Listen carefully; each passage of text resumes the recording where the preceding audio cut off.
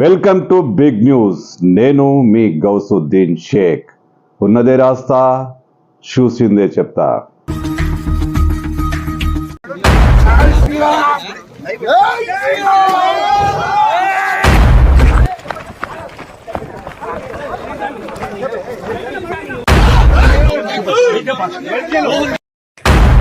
Shoes వేసుకున్నారు ఎంత respect ఇస్తారా?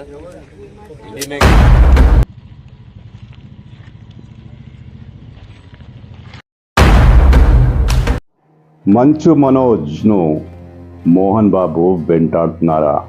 ఎస్, తన కొడుకు ప్రతి కదలికను మోహన్ బాబు గమనిస్తున్నారా? మోహన్ బాబు మంచు మనోజ్ ప్రతి కదలికను నిశితంగా తన మనుషుల ద్వారా తెలుసుకుంటున్నారా? ఆయన్ను వెంటాడుతున్నారా? అంటే ఇది నిజమే అనిపిస్తుంది.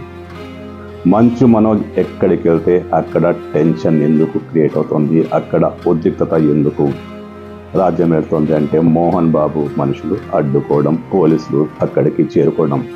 అసలు ఏం జరుగుతుంది? మంచు ఫ్యామిలీలో వివాదం అందరికీ తెలిసిందే.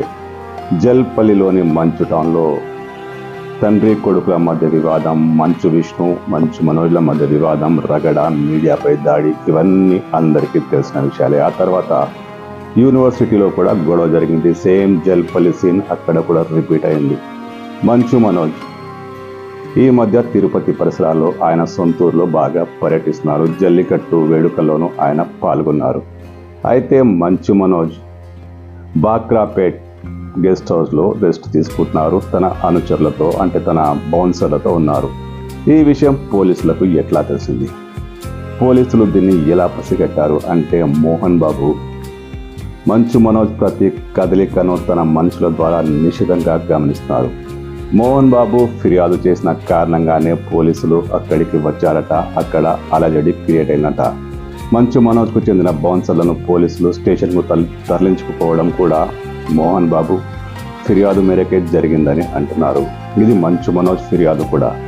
తాను ఎక్కడికి వెళ్తే ఎక్కడ పోలీసులు ఇబ్బంది పెడుతున్నారు, మంచు విష్ణు మనుషులు ఇబ్బంది పెడుతున్నారు, తన ప్రతి కదలికను గమనిస్తున్నారంటూ ఆయన ఆగ్రహం వ్యక్తం చేస్తారు. అయితే మంచు మనోజ్ ప్రతి కదలికను నిజంగానే మోహన్ బాబు గమనిస్తున్నారా అంటే జరుగుతున్న పరిణామాలను చూస్తే అలాగే అనిపిస్తోంది. మంచు మనోజ్ మోహన్ బాబు యూనివర్సిటీకి చేరుకోకముందే అక్కడ మోహన్ బాబు మనుషులు రావడం, పోలీసులు రావడం జరిగింది. మంచు మనోజ్ అక్కడ సేద తీరుతుంటే బాక్రాపేట్ అడవుల్లోని ఓ గెస్ట్ హౌస్లో ఆయన సేద తీరుతుంటే ఖచ్చితంగా పోలీసులకు మనోజ్ అక్కడున్నాడని ఎలా తెలిసింది అంటే మోహన్ బాబు కొడుకును వెంటాడుతున్నారు.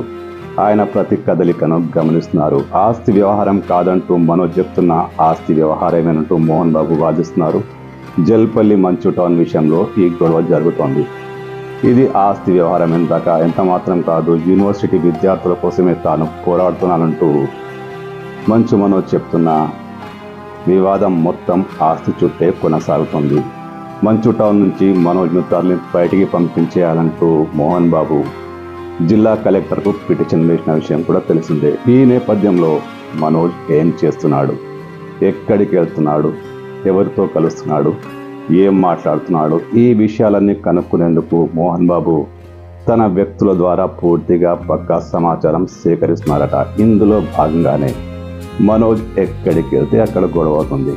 చివరికి ఆయన అడవుల్లోని గెస్ట్ హౌస్లో సేద తీరుతుంటే అక్కడ కూడా హంగామా. అంటే మోహన్ బాబు తగ్గేది లేదు, వెంటాడుతూనే ఉంటారంటూ కొడుకును వెంటాడుతున్నారు. ఆయన ప్రతి కదలికను గమనిస్తున్నారు.